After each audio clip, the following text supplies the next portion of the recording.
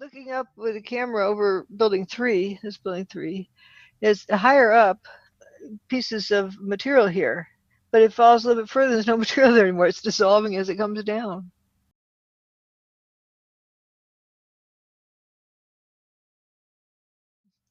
Oh yeah, notice how this looks flexible now, this piece.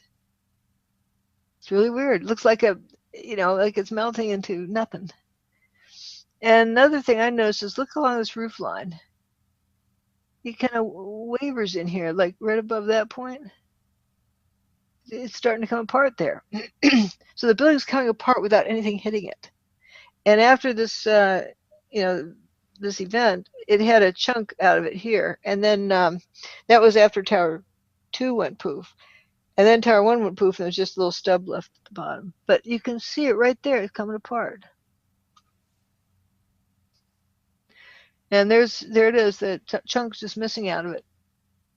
And there was a fireman that was walking along the top floor to clear everybody out.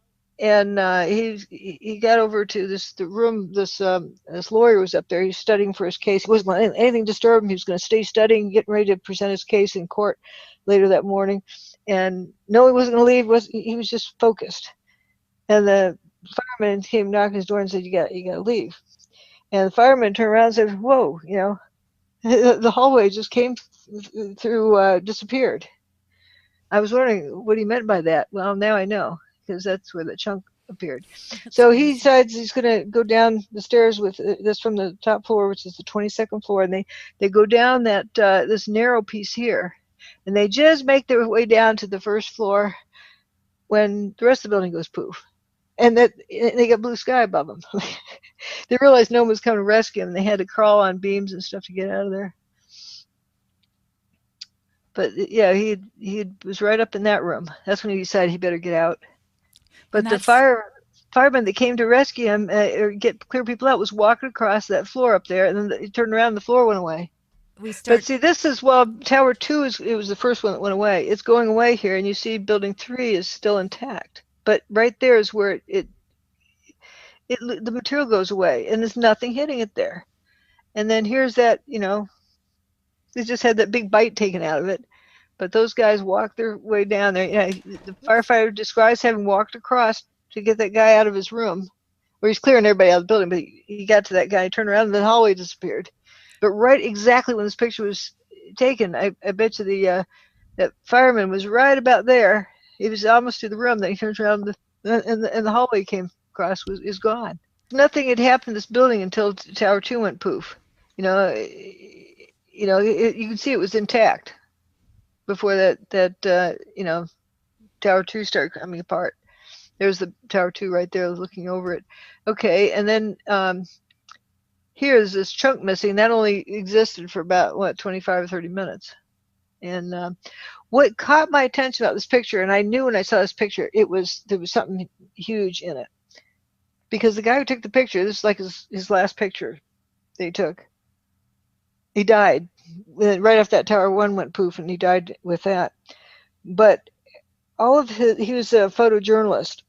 When he heard there was something happening, he started walking down towards the World Trade Center complex, and he'd take pictures of some bums, sleeping, or winos, whatever, sleeping under a trash can or by a trash can. And then he'd see these dogs over here. He was always interested in people, what their expressions were. And he would take pictures of what the people's facial expressions were saying. Everything was about people in telling the story. This picture is not about people. Why did he take that picture? It was important. The things, not the people, the things were important to him at that point. That he knew this was significant, and that caught my attention. That the idea that he's always about people, and this is not focused on people. When they found his body, they got the camera, and Chip East is his good friend, and his wife is, I think Wendy's her name, is good friends with Chip East, and his wife gave Chip East the camera. He was talking about this in a video about wanting to see what these pictures are like, and they thought it was important to share these with the world, and I think that is so wonderful of them, generous of them, It was hit by something, but it didn't destroy the film. This was his last picture. He took this picture of the building, and there's no people in this picture. He was saying something by doing that, because all other pictures are focused on the people. It's all about the people. And then right after that, Tower 1 went poof, and then he died right then, right at that spot.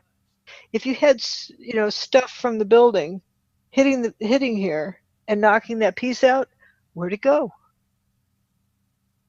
You don't have a pile of stuff there. You don't have a bunch of wheat checks. You have these that stabbed in the street here, but you don't have a whole pile of building here. Why is this gone missing?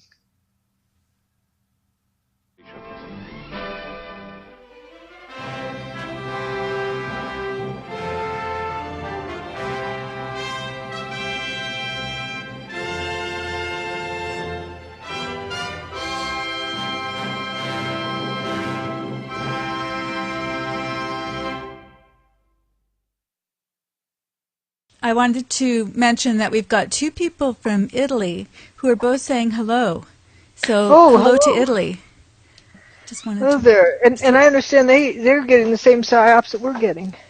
Everyone's learned the same probably gone to the same psyop school to learn how to psyop their population. You don't want to ever drop your guard.